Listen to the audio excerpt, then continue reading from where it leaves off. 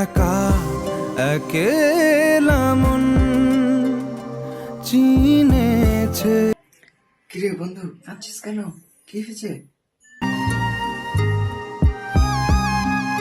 বোঝাবো কি করে তোকে, ভালো করেই বল, কেন, কি হয়েছে?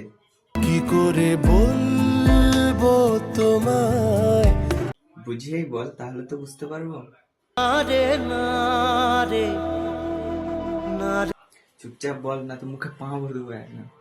আরে না রে, না রে, ঠিক আছে ঠিক আছে, বল কি হয়েছে, মন খারাপ?